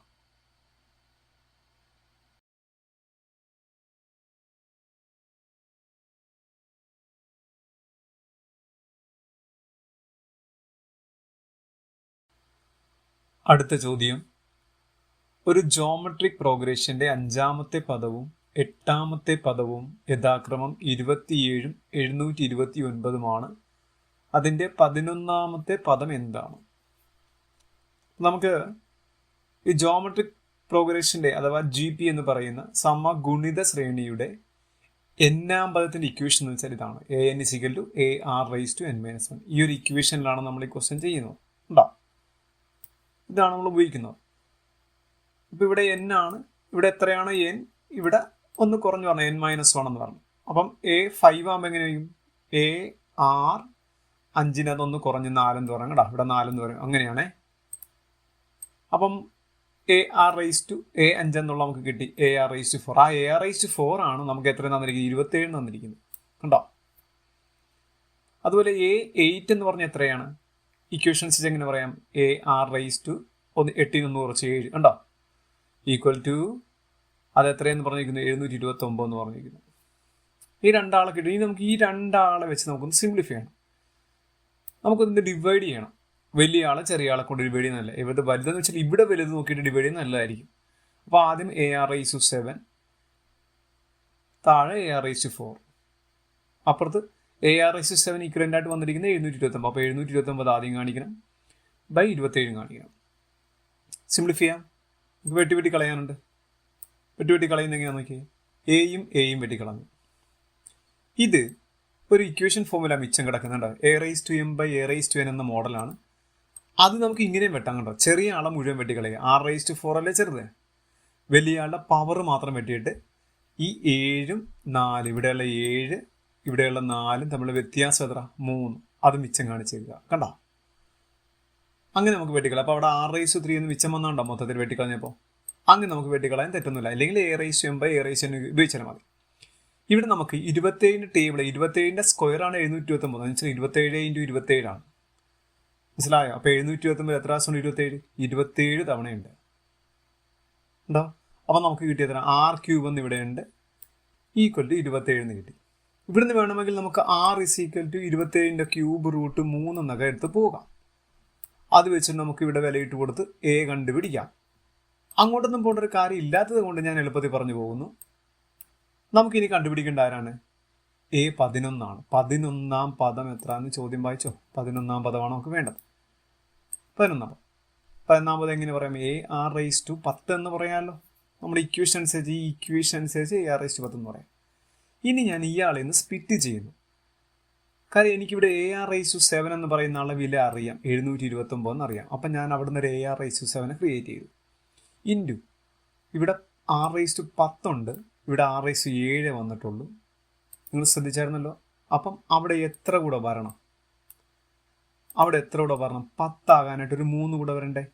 r⁻3 എന്ന് കൂടെ എഴുതി. കണ്ടോ? കാര്യം നമ്മൾ പഠിച്ചിട്ടുള്ളൊരു ഇക്വേഷൻ a⁻m × a⁻n a⁻m+n അതിനെ സ്പ്ലിറ്റ് ചെയ്ത് കാണിക്കും. ഈ 10 എന്നുള്ളതിന് പകരം 7 + 3 എന്നാക്കി കാണിച്ചിട്ടുണ്ട്. എന്തിനങ്ങനെ കാണിച്ചെന്നുള്ള മനസ്സിലായെങ്കിലും അങ്ങനെ കാണിക്കുമ്പോൾ നമുക്ക് കുറേ അധികം സ്റ്റെപ്പ് ഒഴിവാക്കി കിട്ടും. കാര്യം എന്താ? ar⁻7 എന്ന് വെച്ചാൽ നമുക്കിവിടെ കിടപ്പുണ്ട് എത്രയാണ്? ഇത് 729 എന്ന് പറഞ്ഞൊരു വില കണ്ടോ നിങ്ങൾ? ഈ 729 അതിന് വരെ 729 കൊടുക്കാം. ഇനി r³ എന്ന് വെച്ചാൽ എത്രയാണ്? ഇത് കിടക്കും 27 ഉണ്ടോ? അപ്പോൾ തമ്മിൽ ഇൻറ്റു ചെയ്യുക. ഇനി വേറൊന്നുമില്ല, 729ഉം 27 കൂടി ഇൻറ്റു ചെയ്താൽ മാത്രം മതി. അതെത്രയാണ്? 19,683. നമ്മുടെ option A option 19,683 first option കിടപ്പുണ്ട്. ഓക്കെ.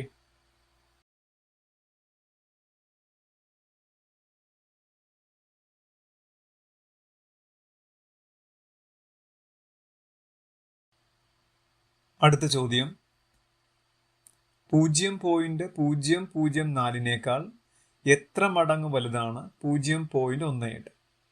എത്ര മടങ്ങാണ് എന്നൊക്കെ ചോദിക്കുന്നത് എന്താണ്? ഇപ്പം നമ്മളിപ്പം എനിക്കിപ്പോൾ 10 മാർക്കുണ്ട്, എൻ്റെ 3 മടങ്ങ് മാർക്ക് നിങ്ങൾക്കുണ്ടെന്ന് വെച്ചാൽ എന്താണ്? എൻ്റെ മാർക്ക് × 3 എന്നാണ് അതിൻ്റെ അർത്ഥം. നിങ്ങൾക്കിപ്പോൾ 30 മാർക്കുണ്ട്.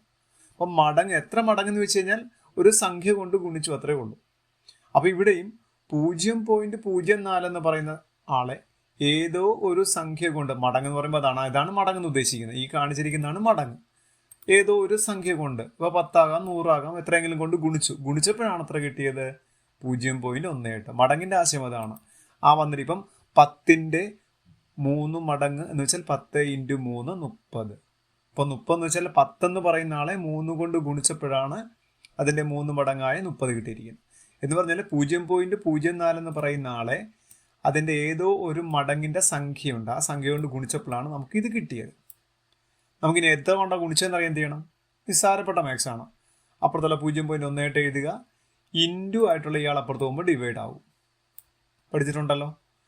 ഇനി അവിടെ ഒരു ചെറിയ കാര്യമില്ല, ദശാംശം കണ്ടോ? ഇവിടെ മുകളിൽ 2 സ്ഥാനം, താഴെ 3 സ്ഥാനം. നമ്മളൊരു വീഡിയോയിൽ നമ്മൾ പ്രത്യേകം ഇത് പറഞ്ഞതാണ്.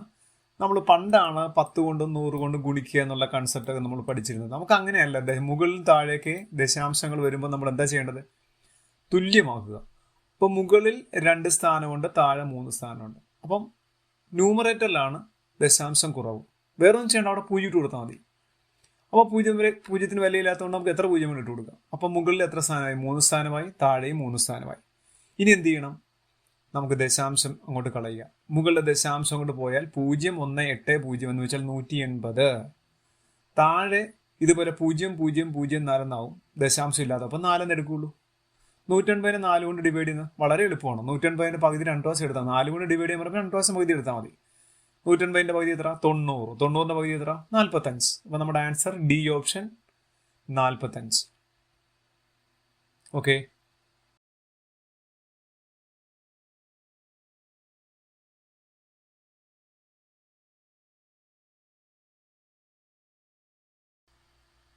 അടുത്ത ചോദ്യം, ഒരു വാട്ടർ ബോട്ടിലിന് 15 രൂപ വിലയുണ്ട്. അതിൽ കുപ്പിയുടെയും വെള്ളത്തിൻ്റെയും വില ഉൾപ്പെടുന്നു. വെള്ളത്തിന് കുപ്പിയേക്കാൾ 12 രൂപ കൂടുതലാണെങ്കിൽ കുപ്പിയുടെ വില എത്രയാണ്? അപ്പോൾ നമ്മുടെ ചോദ്യത്തിൽ ആദ്യം പറഞ്ഞിരിക്കുന്ന ചില കൊച്ചു കൊച്ചു കാര്യങ്ങളൊക്കെ നോക്കിക്കുക. ഇവിടെ എന്താണ്, ഒരു വാട്ടർ ബോട്ടിലുണ്ട് അല്ലേ, അതിന് എത്ര രൂപ വില? 15 രൂപ. ആ 15 രൂപയിൽ ആരൊക്കെ ഉൾപ്പെടുന്നുണ്ട്? കുപ്പിയും ഉൾപ്പെടുന്നുണ്ട്, വെള്ളവും ഉൾപ്പെടുന്നുണ്ട്. മനസ്സിലായോ? അപ്പം വെള്ളം പ്ലസ് കുപ്പി, അതാണ് എത്ര? രണ്ടും കൂടി ചെയ്യുന്നപ്പോഴാണ് 15 രൂപ. ഇനി ഇത് കഴിഞ്ഞൊരു കാര്യം പറയുന്നത് ശ്രദ്ധിച്ചോ, വെള്ളത്തിന് കുപ്പിയേക്കാൾ 12 രൂപ കൂടുതലാണ്. ഇപ്പോൾ വെള്ളത്തിനാണ് വില കൂടുതൽ, കുപ്പിയേക്കാളും 12 രൂപ കൂടുതലാണ്. ഈ കൂടുതലാണ് കുറവാണെന്നുള്ള സ്റ്റേറ്റ്മെൻറ്റ് നമ്മൾ കുറേ സ്ഥലങ്ങളിൽ കേൾക്കുന്നുണ്ട്. നമ്മൾ എന്താണ് ഏജിൻ്റെ ക്വസ്റ്റിൻ്റെ അകത്ത്, ജോമെട്രി ക്വസ്റ്റിൻ്റെ അകത്തൊക്കെ നമ്മൾ കൂടുതലാണ്. എന്താണ് കൂടുതൽ? ആ പറയുന്ന രണ്ടാളുകൾ തമ്മിലുള്ള വ്യത്യാസം എന്ന് പറയുന്നതിന് പകരം ഉപയോഗിക്കുന്ന സ്റ്റേറ്റ്മെൻറ്റാണ് കൂടുതലാണെന്ന് പറയുന്നത്. കുറവാണെന്ന് പറഞ്ഞാലും അങ്ങനെയൊക്കെ തന്നെയാണ്. കൂടുതലാണ് കുറവാണെന്നൊക്കെ പറയുമ്പോൾ ഓർക്കണം അവ തമ്മിലുള്ള വ്യത്യാസം. എന്നേക്കാൾ 10 മാർക്ക് കൂടുതലാണ് അയാൾക്കെന്ന് വെച്ചാൽ ഞങ്ങളുടെ മാർക്കിൻ്റെ വ്യത്യാസമാണ് 10. അപ്പോൾ ഇവിടെയും വാട്ടറും ബോട്ടിലും തമ്മിലുള്ള വ്യത്യാസമാണ് എത്ര? 12 രൂപ. കണ്ടോ? ഇങ്ങനെ ഒരു A+B A-B മോഡലാണ് കേട്ടോ. വാട്ടർ പ്ലസ് ബോട്ടിൽ, വാട്ടർ മൈനസ് ബോട്ടിൽ. ഇങ്ങനെ വരുമ്പോൾ നമുക്ക് സോൾവ് ചെയ്യാം. 2-3 മെത്തേഡ് ഉണ്ട്. അതിൽ കുറച്ചുകൂടി എളുപ്പത്തിലുള്ള മെത്തേഡ് നമുക്ക് പറയാം. കൂട്ടാതെയും കുറക്കാതെയൊക്കെ ചെയ്യുന്നതുകൊണ്ട് നമുക്കിത് ചെറിയ സംഖ്യയാകുമ്പോൾ നമുക്ക് പെട്ടെന്ന് ചെയ്യാവുന്നത് ഇങ്ങനെയാണ്. ഈ 15ൻ്റെ പകുതി എത്രയാ? 7.5. 12ൻ്റെ പകുതി എത്രയാ? 6. ഇനി ഇവ തമ്മിൽ പ്ലസ് ചെയ്താൽ നമുക്ക് ആദ്യത്തെ ആളെ കിട്ടും, ഇവ തമ്മിൽ മൈനസ് ചെയ്താൽ രണ്ടാമത്തെ ആളെ കിട്ടും. മനസ്സിലായോ? അപ്പോൾ നമുക്ക് വാട്ടറാണ് കണ്ടുപിടിക്കണമെങ്കിൽ 7.5 + 6. ഇനി ബോട്ടിലിനെ വരെയാണ് വേണ്ടെങ്കിൽ 7.5 - 6. നമുക്ക് വേണ്ടത് കുപ്പിയുടെ വില, ബോട്ടിലിൻ്റെ വിലയാണ്. ഇപ്പോൾ 7.5ൻ്റെ 6 പോയാൽ എത്ര? 1.5 എന്നാണ് ആൻസർ. നമ്മുടെ ഓപ്ഷൻ നോക്കിയാൽ ഓപ്ഷൻ കിടപ്പുണ്ട് 1.50 രൂപയെന്ന് കിടപ്പുണ്ട്. ഓക്കെ.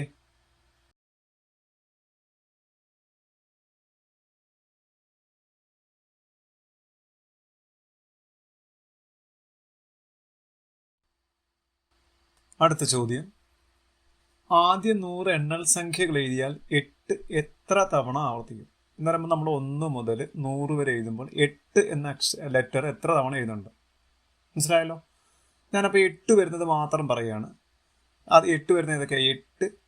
8 വരുന്നതൊക്കെ 8, 18, 28, 38, 48, 58, 68, 78, പിന്നെ 80, 81, 82, 83, 84, 85, 86, 87, 89, 98. ഇതെല്ലാം ഒരു തവണ 8 വരുന്നതാണ്. ഉണ്ടാ, ഞാൻ അതാണ് ആദ്യം എഴുതി. 8, 18 8 എല്ലാം ഒരു തവണ വരുന്നുള്ളൂ. 8, 18, 28, 38, 48, 58, 68, 78, 80, 81, 82, 83, 84, 85, 86, 87, 89, 98. ഇതിലെല്ലാം ഒരു തവണ വരുന്നിട്ടുള്ളൂ.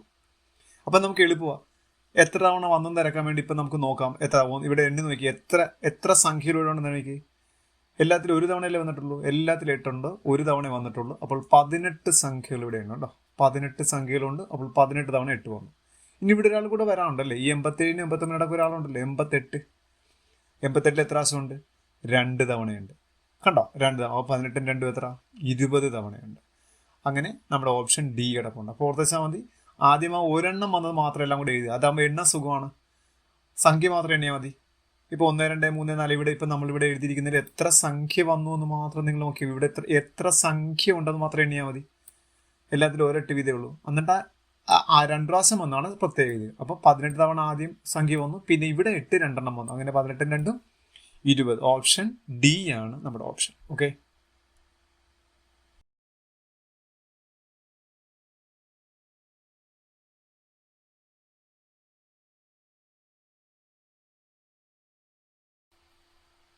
അടുത്ത ചോദ്യം, ഇതിൽ കൂട്ടത്തിൽ കൂടാത്ത സംഖ്യ അഥവാ ഒറ്റയാനാരെന്നൊക്കെ ചോദിക്കുന്ന ചോദ്യം.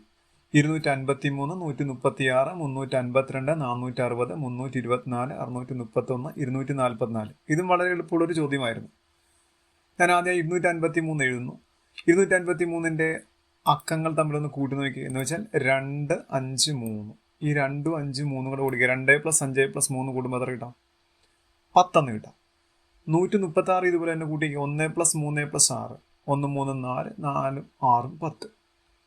അതുപോലെ 352 കൂട്ടിക്കുക. 3 + 5 + 2. 3 5 8, 8 2 10. 460 കൂട്ടിക്ക് 460 4 + 6 10 10 + 0 10. അതുപോലെ 324 കൂട്ടിക്ക് 3 + 2 5 5 4 9.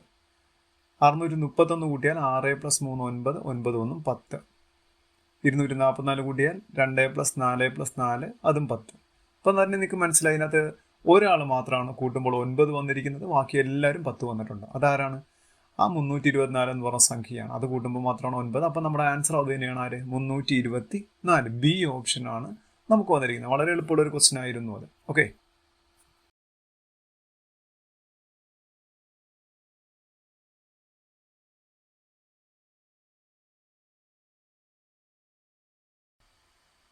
അടുത്ത ചോദ്യം, ഒരു ടാങ്കിന്റെ 1/4 ഭാഗത്തിൽ 135 ലിറ്റർ വെള്ളം ഉൾക്കൊള്ളാൻ കഴിയും. 180 ലിറ്റർ വെള്ളം ഉണ്ടെങ്കിൽ ടാങ്കിന്റെ എത്ര ഭാഗമാണ് നിറഞ്ഞിരിക്കുന്നത്? അപ്പോൾ നമുക്കിതിന്റെ ഫ്രാക്ഷൻ ഫോം കണ്ടുപിടിക്കണം. അപ്പോൾ ആദ്യം നമുക്ക് തന്നിരിക്കുന്ന ആ സ്റ്റേറ്റ്മെന്റ് ഒന്ന് നമുക്ക് നോക്കാം. ടാങ്കിന്റെ ഇപ്പം എത്രയാണ്? 1/4 ഭാഗമേ വെള്ളമുള്ളൂ, അത് 135 ലിറ്ററാണ്. എന്ന് വെച്ചാൽ ടോട്ടൽ എത്ര കൊള്ളും നമുക്കറിയത്തില്ല. അതിൻ്റെ 1/4 ഭാഗം എന്ന് വെച്ചാൽ ടോട്ടൽ ഇൻറ്റു 1/4 ഭാഗം, അതാണ് എത്ര? 135 ലിറ്റർ. അപ്പം ടാങ്കിൽ കൊള്ളാവുന്ന ആകെ വെള്ളത്തിൻ്റെ 1/4 ഭാഗമാണ് 135. അപ്പോൾ ആകെ എത്ര വെള്ളം കൊള്ളുന്നവർ എന്ത് ചെയ്യണം? 135 ഇൻറ്റു ആ 4/1 തിരിച്ചു വരുമ്പോഴത്തേക്ക് 1/4 തിരിച്ചു വരുമ്പോൾ 4/1 എന്നാവും. അഥവാ 4 കൊണ്ട് ഗുണിച്ചാൽ മതി. ഇത് 1/4 ഭാഗമാണ്, 4 ഭാഗമാണ്. അത് ഒരു ഭാഗം പൂർണ്ണമാകാനായിട്ട് 4 കൊണ്ട് ഗുണിച്ചാൽ മതി. എങ്ങനെയാലും നോക്കിയാൽ മതി. 135 4 എന്ന് പറയുമ്പോൾ എത്രയ്ക്ക്? 540. അപ്പോൾ ആ ടാങ്കിൽ ആകെ 540 ലിറ്റർ വെള്ളം കൊള്ളും. ആകെ കൊള്ളാവുന്നതിൻ്റെ 1/4 ഭാഗമാണ് 135 ലിറ്റർ. അപ്പോൾ ആകെ കണ്ടുപിടിക്കാൻ 135 ഇൻറ്റു 4 540. ഇനി നമുക്ക് പറയാം, ഇപ്പം 540 ലിറ്റർ വെള്ളം ആകെ കൊള്ളും. ഇനി എത്ര ലിറ്റർ നമ്മളിനി ഒഴിക്കുന്നുള്ളൂ? 180 ഒഴിക്കുന്നുള്ളൂ. അപ്പം 180 ഒഴിക്കുമ്പോൾ എത്ര ഭാഗമാണ്? നമുക്ക് വെട്ടി ചെറുതാക്കിയാൽ മാത്രം മതി. ആദ്യം ഒരു 0 0 വെട്ടിക്കളയാം. 18ൻ്റെ ടേബിളിൽ നമുക്ക് നേരിട്ട് വെട്ടാം. ഇല്ല 9ൻ്റെ ടേബിളും 2ൻ്റെ ടേബിളും 2ആയിട്ട് വെട്ടിയാലും കുഴപ്പമില്ല. ഞാനിവിടെ 18ൻ്റെ ടേബിൾ പറഞ്ഞു. 18ൽ 18 എത്ര പ്രാവശ്യമുണ്ട്? ഒരു തവണ. 54 എത്ര പ്രാവശ്യമെന്ന് അറിയാമോ? 18 3 54ആണ്. അപ്പോൾ നമ്മുടെ ആൻസർ മുകളിലൊരു 1 താഴെ ഒരു 3 1/3 എന്നാണ്. അപ്പോൾ അതിൻ്റെ 3/1 ഭാഗം എന്നാണ് ആൻസർ. നമ്മുടെ ഓപ്ഷനിൽ എത്ര? ബി ഓപ്ഷൻ കിടപ്പുണ്ട്. 3/1 കിടപ്പുണ്ട്. അതാണ് നമ്മുടെ ആൻസർ. ഓക്കെ.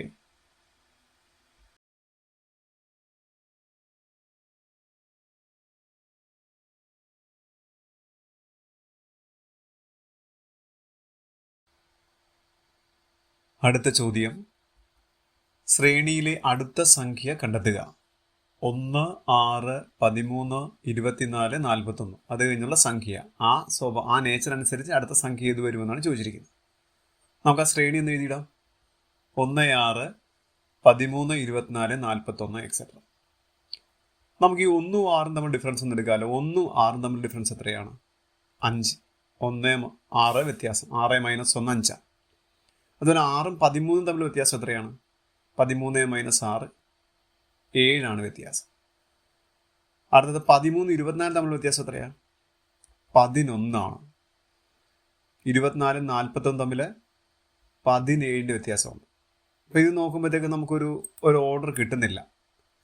ഇപ്പോൾ ഈ വന്നിരിക്കുന്ന സംഖ്യ നോക്കുമ്പോഴത്തേക്ക് 5 7 11 17 എന്നുള്ളത് നമുക്ക് എന്തോ ഒരു കൃത്യമായ ഒരു ഇന്നതുപോലെ ഒരേപോലെ കൂട്ടിപ്പോകുന്നതായിട്ട് നമുക്ക് തോന്നുന്നില്ല. നമുക്ക് ഈ വന്നിരിക്കുന്ന ഇപ്പം താഴെ വന്നിരിക്കുന്ന സംഖ്യയുടെ ഡിഫറൻസ് ഒന്നുകൂടെ എടുക്കാം. ഈ വന്നിരിക്കുന്ന സംഖ്യയുടെ ഡിഫറൻസ് കൂടെ പറയുമ്പോൾ നിങ്ങൾക്ക് കറക്റ്റ് ആൻസർ കിട്ടും. അതിൻ്റെ ഡിഫറൻസ് എന്ന് പറഞ്ഞേക്ക് ആ 5ഉം 7ഉം തമ്മിലുള്ള ഡിഫറൻസ് എത്രയാണ്? 5 7 ഡിഫറൻസ് എത്ര? 2. 7ഉം 10 തമ്മിൽ ഡിഫറൻസ് എത്ര? 4. 11ഉം 17ഉം തമ്മിൽ എത്ര? 6. അപ്പം നമുക്ക് ഏകദേശം കണക്ക് കിട്ടി അല്ലേ? അപ്പം നമുക്ക് കിട്ടി ഇവിടെ 5ൻ്റെ കൂടെ 2 കൂട്ടിയപ്പോഴാണ് 7 ഉണ്ടോ? അടുത്തത് 7ൻ്റെ കൂടെ 4 കൂട്ടിയപ്പോഴാണ് 11. 11ൻ്റെ കൂടെ 6 കൂട്ടിയപ്പോഴാണ് 17. അപ്പോൾ ഇവിടെ 2 4 6 വന്നിരിക്കുന്നു. അടുത്ത എത്ര വരണം? ഇവിടെ 8 കൂട്ടണം. വേണ്ടേ? 8 കൂട്ടണം. അപ്പം നമുക്ക് മനസ്സിലായി 8 കൂട്ടിയേ പറ്റുള്ളൂ. 8 കൂട്ടുമ്പോഴത്തേക്ക് നമുക്ക് 17 + 8. അപ്പോൾ 17 + 8 എന്ന് പറയുന്ന സംഖ്യ 25ആണ് ഇവിടെ വരുന്നത്. ഇനി ഈ 41ഉം 25ഉം കൂടെ കൂട്ടുന്നതായിരിക്കും നമ്മുടെ അടുത്ത സംഖ്യ. മനസ്സിലായോ? അപ്പം 41 25 കൂടെ പ്ലസ് ചെയ്തുള്ള ആൻസർ. അപ്പം നമ്മുടെ നെക്സ്റ്റ് നമ്പർ എന്നായിരിക്കും 41 + 25. 41 + 25 എന്ന് പറയുമ്പോൾ 66 എന്നാണ് ആൻസർ. നമ്മുടെ ഓപ്ഷനിലെ സി ഓപ്ഷനാണ് അതിൻ്റെ ആൻസർ. ഓക്കെ.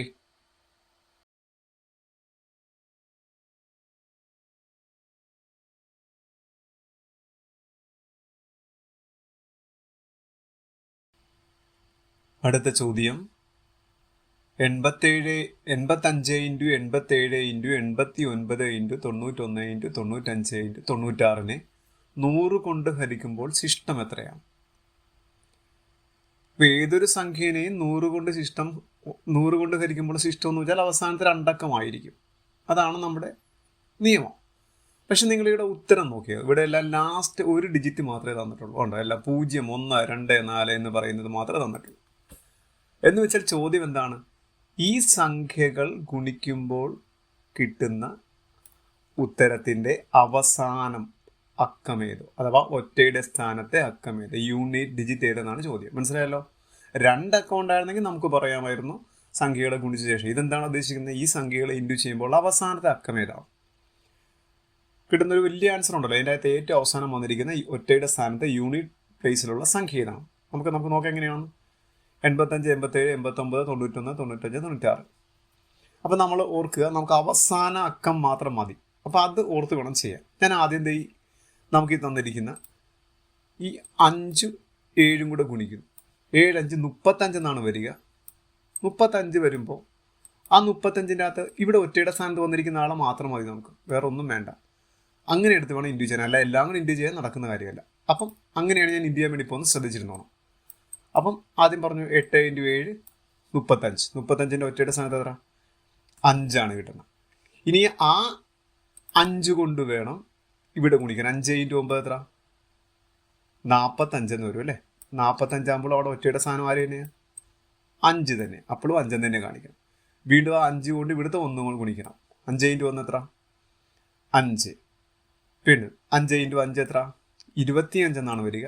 നമുക്ക് ഒറ്റയുടെ സ്ഥാനം മാത്രം മതി, അപ്പോൾ നമുക്ക് 5 എന്ന് കാണിച്ചാൽ മതി. വീണ്ടും 5 × 6 എത്ര? 30 എന്ന് വരും. 30ൻ്റെ അവസാന അക്കമാരാണ്? 0. അപ്പം ഈ സംഖ്യ ഇൻഡ്യൂ ചെയ്യുമ്പോൾ ഏറ്റവും അവസാനം വരുന്ന ആൻസർ എത്രയായിരിക്കും? ഏറ്റവും അവസാനത്തെ അക്കം എത്രയായിരിക്കും? 0 ആയിരിക്കും. അപ്പം നമ്മുടെ ആൻസർ എ ഓപ്ഷൻ നോക്കിയാൽ നിങ്ങൾക്ക് കാണാം, എ ഓപ്ഷനിൽ 0 എന്ന് കിടപ്പുണ്ട്. ഓക്കെ, അതാണ് നമ്മുടെ ആൻസർ.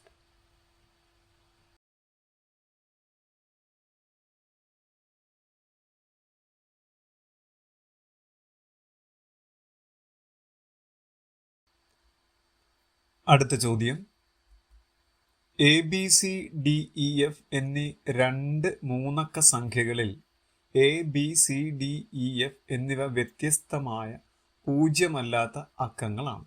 കൂടാതെ ABC + DEF = 1111 1111 എങ്കിൽ A + B + C + D + E + Fൻ്റെ മൂല്യം എന്താണ്? ഇത് ചോദ്യം വായിക്കുമ്പോൾ നല്ല കൺഫ്യൂഷൻ ഉണ്ടായാലും അത്ര ടഫ് ക്വസ്റ്റ്യനായിട്ട് തോന്നുന്നില്ല. അതിൻ്റെ ചെറിയൊരു ആശയമുണ്ട്. ഇതുപോലെ തന്നെ വീണ്ടും നമുക്ക് ഇതിനു മുൻപ് നമുക്ക് ഇതുപോലത്തെ മോഡൽ ക്വസ്റ്റ്യൻ വന്നിട്ടുള്ളതാണ്. അപ്പോൾ ആദ്യം നമ്മൾ നോക്കുന്നത് ഇവിടെ ഈ പറഞ്ഞിരിക്കുന്ന നമ്മൾക്കറിയാവുന്ന ആകെ ഒരു ഹിൻഡ് ഇതാണ്. ABC എന്ന് പറയുന്നതും DEF എന്ന് പറയുന്നതും തമ്മിൽ കൂട്ടിയാൽ 1111 എന്ന് കിട്ടും. ഇവിടെ പ്രത്യേകം എന്താണ്? ABC എന്നുള്ളതും DEF എന്നുള്ളതും അല്ലേ 3 അക്ക സംഖ്യകളാണ്. 0 വരാത്ത വ്യത്യസ്തമായ 3 അക്കങ്ങളായിട്ടാണ് എയും ബിയും സിയും പറയുന്നത്. എന്തുമായിക്കോട്ടെ, ഞാനിവിടെ ABC ഞാൻ നിങ്ങൾക്ക് ആദ്യം നിങ്ങളടുത്ത് പറയാൻ വന്നത്, നിങ്ങൾ 2 സംഖ്യ എടുക്കുക. 0 വരാത്ത 2 3 അക്ക സംഖ്യ എടുത്തിട്ട് കൂട്ടുമ്പോൾ 1111 കിട്ടണം. ഞാനിവിടെ 437 674 എടുത്തൊന്നുമില്ല, കാര്യമൊന്നുമില്ല. ഇവിടെ 4 റിപ്പീറ്റ് ചെയ്ത് കാര്യം വെക്കണം. നമുക്ക് 1111 കിട്ടുന്ന 2 സംഖ്യകൾ എടുക്കുക. ഞാൻ ഈ 437 674 കൂട്ടുമ്പോഴത്തേക്ക് എനിക്ക് എത്ര കിട്ടും? 1711 കൂട്ടാൻ അറിയാലും നിങ്ങൾക്കറിയാം. 7 4 കൂടെ കൂട്ടുമ്പോൾ 11, ശിഷ്ടം 1, 7 3 കൂടെ കൂട്ടുമ്പോൾ 10, ശിഷ്ടം 1, 6 4 കൂടെ കൂട്ടുമ്പോൾ 10, 11. നമുക്കങ്ങനെ 1111 കിട്ടി. ഇത് മനസ്സിലായി കാണുമല്ലോ. നിങ്ങൾക്ക് ഈ സംഖ്യ നല്ല നിങ്ങൾക്ക് ഇഷ്ടമുള്ള സംഖ്യ എടുക്കാം. കൂട്ടുമ്പോൾ എത്ര കിട്ടണം? 1111 കിട്ടണം. നിങ്ങൾ എടുക്കുന്ന ഡിജിറ്റിൽ എന്തുണ്ടാകരുത്? സീറോ. ഞാൻ എടുത്ത 2-ൻ്റെ അകത്ത് ഈ 2 ഡിജിറ്റ് നോക്കി, 2-ൻ്റെ അകത്ത് 0 വന്നിട്ടില്ല. അത്ര മാത്രം നോക്കിയാൽ മതി, വേറെ ഒന്നും നിങ്ങൾ ആലോചിക്കണം. ഇനിയാണ് നമ്മൾ പറയുന്നത്, നമ്മൾ ഈ ആദ്യത്തെ ആളെ നമ്മുടെ 437 എന്നുള്ളതിന് പകരം ABC ആയിട്ട് സങ്കല്പിച്ച്, ഇതിനെ ABC ആയിട്ട് സങ്കല്പിച്ച്, ഇതാണ് നമ്മുടെ ABC എന്ന് പറയുന്ന 3 അക്ക സംഖ്യ. ഈ 674 എന്നുള്ളതിന് പകരം നമ്മുടെ രണ്ടാമത്തെ സംഖ്യ DEF സങ്കല്പിച്ചു. ഇനിയാണ് നമ്മുടെ നിയമങ്ങൾ വരാൻ വേണ്ടി പോകും. നിയമങ്ങൾ എന്നല്ല നമ്മൾ പറയാൻ വേണ്ടി പോകും. നിങ്ങൾ ശ്രദ്ധിച്ചോ, ഏത് സംഖ്യ എടുത്താലും, ഏത് തരത്തിലെ സംഖ്യ എടുത്തെന്ന് പറഞ്ഞാൽ നമുക്കിങ്ങനെ 1111 കിട്ടണമെങ്കിൽ ഉറപ്പായും ഈ അവസാനത്തെ 2 ആൾ കൂട്ടുമ്പോഴത്തേക്ക് 7 4 11 വരണം. വന്ന് ആ 1 ശിഷ്ടം ഇവിടെ കൊടുത്ത് മിച്ചം 1 ഇവിടെ എഴുതുമ്പോഴത്തേക്കാണ് ഇവിടെ ഒരു 1 കാണിക്കാൻ പറ്റുക. മനസ്സിലായല്ലോ? എന്ന് വെച്ചാൽ ഈ അവസാനത്തെ 2 അക്കം കൂട്ടിയാൽ 11 കിട്ടണം. ഇവിടുത്തെ അവസാനത്തെ 2 ആളുകാരൊക്കെയാണ് സിയും എഫും അല്ലേ? എന്ന് വെച്ചാൽ C + F എപ്പോഴും എത്രയായിരിക്കണം? 11 പറ്റൂ. ഒന്നാമത്തെ കാര്യം കിട്ടിയല്ലോ. ഇനി രണ്ടാമത്തെ കാര്യം എന്താണെന്ന് നോക്കിക്കേ. രണ്ടാമത്തെ കാര്യം, ഇവിടെ 11 കിട്ടുമ്പോൾ നിങ്ങൾ എന്താണ് ചെയ്യുന്നത്? ഒരു കാര്യം നിങ്ങൾ ചെയ്യുന്ന ഒരു വലിയൊരു കാര്യമുണ്ട്. 11 കിട്ടിയപ്പോൾ നിങ്ങൾ കാര്യം ചെയ്തു, 1 ഇവിടെ കൊണ്ട് എഴുതി, 11 കിട്ടിയത്, അതിൽ 1 എഴുതി, ശിഷ്ടം 1 ഇവിടെ എഴുതി ഇല്ലേ? ഇനി അടുത്തത് ആ 7ഉം 3ഉം കൂടെ കൂട്ടി 10, ആ ശിഷ്ടം 1 കൂടെ കൂട്ടിയപ്പോഴാണ് 11 വീണ്ടും വന്നിരിക്കുന്നത്. 11-നകത്ത് 1 എഴുതിയിട്ട് മിച്ചം ഇവിടെ 1 കാണിക്കുന്നത്. അപ്പോൾ അവിടെ ആ ശിഷ്ടം കൂടെ കൂട്ടുമ്പോഴാണ് 11 വരുന്നത്. അപ്പോഴത്തേക്ക് ശിഷ്ടം കൂട്ടാതെ കണ്ട് ഇവിടെ എത്ര വരണം? ശിഷ്ടം കൂട്ടാതെ കണ്ട് ആ 2 സംഖ്യ കൂട്ടുമ്പോൾ 10 വരാവൂ. ശിഷ്ടം കൂട്ടാതെ ഉണ്ടാകുമ്പോൾ ഈ 2 ആളെ കൂട്ടുമ്പോൾ എത്ര വരാവൂ? 10 വരാവുള്ളൂ. കാര്യം ആ 10ൻ്റെ കൂടെ 1 കൂടെ കൂട്ടുമ്പോൾ 11, എന്നിട്ടാണ് അവിടെ 1 ഇവിടെ എഴുതിയിട്ട് ശിഷ്ടം നമ്മൾ വീണ്ടും ഇവിടെ 1 കാണിക്കുന്നത്. അപ്പോൾ അവിടുത്തെ രണ്ടാമത്തെ നിയമം വന്നു, രണ്ടാമത്തെ ആ ഡിജിറ്റുകൾ തമ്മിൽ കൂട്ടുമ്പോൾ 10 വരണം, എന്നാലേ ആ ശിഷ്ടം 1 കൂടെ കൂട്ടുമ്പോൾ 11 ആകുകയുള്ളൂ. അപ്പം നമ്മൾ എന്ത് പഠിക്കണം? രണ്ടാമത്തെ ആള് കൂട്ടുമ്പോൾ 10 കിട്ടണം. ഇവിടെ രണ്ടാമത്തെ ആൾ ആരാണ്? ബിയും ഇയുമാണ്. അപ്പോൾ B + C എന്നുള്ള എത്ര കിട്ടണം? 10 കിട്ടണം. അതുപോലെ തന്നെ മൂന്നാമത്തതും സെയിം കൺസെപ്റ്റ് തന്നെ. മൂന്നാമത് ഒരു വ്യത്യാസമില്ല. കാര്യം എന്താ? ഇപ്പോൾ ഓൾറെഡി ഒരു ശിഷ്ടം കിടപ്പുണ്ട്. ശിഷ്ടം 1 കിടപ്പുണ്ട് ഇവിടെ. 6ഉം 4ഉം കൂടെ കൂട്ടുമ്പോഴത്തേക്ക് 10 കിട്ടിയിട്ടുണ്ട്. ആ 1 കൂടെ ചേർന്നിട്ടാണ് അവസാനത്തെ 11 വന്നിരിക്കുന്നത്. ഈ പറഞ്ഞ പോലെ തന്നെയാണ് എയും ഡിയും കൂടെ കൂട്ടുമ്പോഴും ഓൾറെഡി എത്ര കിട്ടണം? 6ഉം 4ഉം 10 കിട്ടണം. അപ്പോൾ A + Dയും എത്ര കിട്ടണം? A + D എന്നുള്ളതും 10 തന്നെ കിട്ടണം. കിട്ടിയോ? അപ്പം നമ്മൾ ആ ഒരു 3 കാര്യം കിട്ടിയാലേ നമ്മുടെ ചോദ്യം നമുക്ക് കിട്ടുകയുള്ളൂ. അതാണ് നമ്മൾ. അല്ലാണ്ട് നമ്മളിവിടെ ഈ ചെയ്തിരിക്കുന്ന ലോജിക്ക്, വേറെ ലോജിക്കൊന്നും ഇവിടെ ഇല്ല. ഏത് സംഖ്യ എടുത്താലും കിട്ടും. 0 ഉൾപ്പെടാത്ത ഏത് സംഖ്യ എടുത്താലും നമുക്ക് ഇതിനകത്ത് ആൻസർ കിട്ടും. ഇനി നമ്മൾ എന്ത് ചെയ്യണം? ഇവിടെ നമ്മൾ പറയുന്നു, നമുക്കിനി വേണ്ടത് A + B + C + D + E + F ആണ്. വേറെ ഒന്നും ചെയ്യണ്ട. നിങ്ങൾ ഇത് 3 കൂടെ ഒന്ന് കൂട്ടിയാൽ പോരെ. നോക്കിക്കേ, ഇതിനകത്ത് A ഉണ്ട്, ഉണ്ടോ? B ഉണ്ട്, C ഉണ്ട്, A + B + C വന്നു, പിന്നെ അതെ D ഉണ്ട്, E ഉണ്ട്, F ഉണ്ട്. അപ്പോൾ ഇത് 3 കൂടെ കൂട്ടിയാന്ന് വെച്ചാൽ ഈ 11 + 10 + 10 മാത്രം കണ്ടുപിടിച്ചാൽ മതി. ഉണ്ടോ? 11 + 10 + 10 എത്രയാണത്? 31 വരും. ഓപ്ഷൻ ഡിയിലാണ് നമ്മുടെ ആൻസർ കിടക്കുന്നത്, 31 എന്നാണ്. ഇത് വായിക്കുമ്പോൾ കുറച്ച് കൺഫ്യൂഷൻ ഉണ്ടെങ്കിലും ചെയ്യാൻ അത്ര ബുദ്ധിമുട്ടായിട്ടൊന്നും തോന്നുന്നില്ല. കാര്യം ഇതേപോലത്തെ ഒരു ക്വസ്റ്റ്യൻ, ഇതേപോലെ ക്വസ്റ്റ്യൻ വീണ്ടും നമുക്ക് മുമ്പ് വന്നിട്ടുള്ളതാണ്. ഓക്കെ.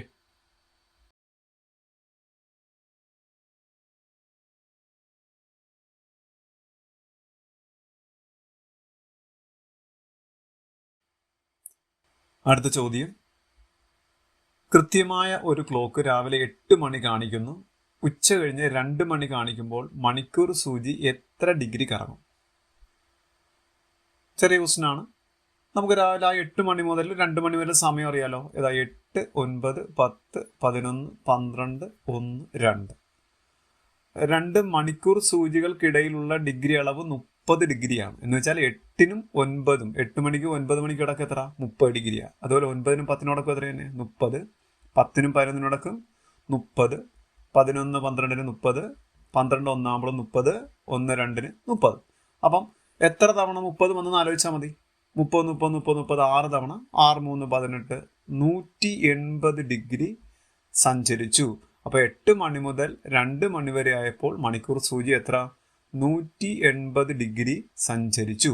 നമ്മുടെ ഓപ്ഷൻ നോക്കിയാൽ ഡി ഓപ്ഷൻ കിടപ്പുണ്ട്. അതാണ് നമ്മുടെ ആൻസർ. ഓക്കെ.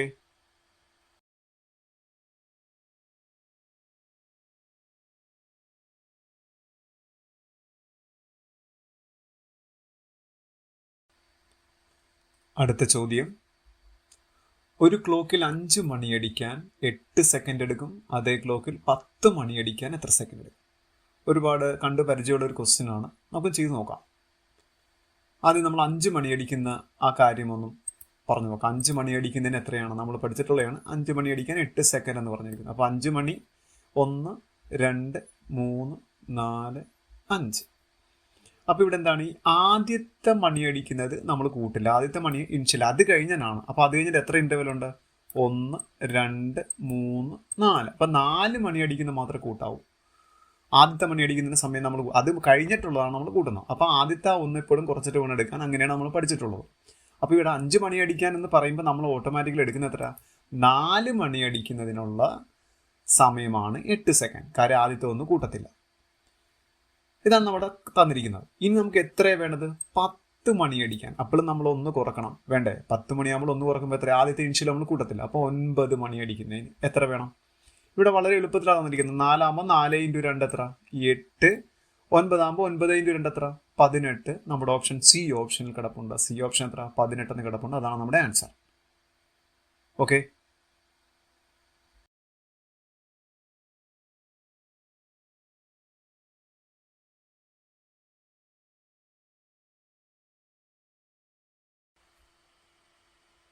ലാസ്റ്റ് ചോദ്യം, ഒരു ക്യൂ തുടങ്ങുമ്പോൾ നിങ്ങൾ 2 അറ്റത്ത് നിന്നും 9ാമത്തെ വ്യക്തിയാണ് എങ്കിൽ ആ ക്യൂവിൽ ആകെ എത്ര പേരുണ്ട്? വളരെ എളുപ്പമുള്ള ചോദ്യമാണ്. അപ്പോൾ നിങ്ങൾ ആ ക്യൂവിൽ നിൽക്കുന്നത്, നിങ്ങൾ മുൻപിൽ നിന്ന് എത്രാമതാണ്? 9ാമതാണ് നിങ്ങൾ നിൽക്കുന്നത്. പുറകിൽ നിന്ന് നിങ്ങൾ എത്രാമതാണ്? 9ാമതാണ്. അപ്പോൾ 9 + 9 എത്ര? 18 പേര് ഇപ്പോൾ ഉണ്ടെന്ന് തോന്നും. പക്ഷെ നിങ്ങൾ എത്ര പേര്, നിങ്ങൾ എത്ര തവണ നിങ്ങൾ കൗണ്ട് ചെയ്തു? നിങ്ങൾ 2 തവണ നിങ്ങൾ മുമ്പിൽ നിന്ന് എടുത്തപ്പോൾ നിങ്ങൾ വന്നു, പുറകിൽ നിന്ന് എടുത്തപ്പോൾ നിങ്ങൾ വന്നു. അപ്പം നിങ്ങൾ 2 തവണ വന്നപ്പോഴത്തേക്ക് 1 തവണ മതി. അപ്പം 1 കുറച്ച് വെക്കുക. 2 തവണ നിങ്ങൾ എടുത്തുകൊണ്ട് നിങ്ങൾ 1 തവണ നിങ്ങൾ അങ്ങ് കുറച്ച് വെക്കുക. അങ്ങനെ 9 9 18 1 കുറച്ചപ്പോൾ എത്ര കിട്ടി? 17 എന്ന് കിട്ടി. നമ്മുടെ സി ഓപ്ഷൻ നോക്കിയാൽ മതി. സി ഓപ്ഷനിൽ 17 എന്ന് കിടപ്പുണ്ട്. അതാണ് വളരെ ചെറിയ ക്വസ്റ്റ്യൻ ആണ്. ഓക്കെ.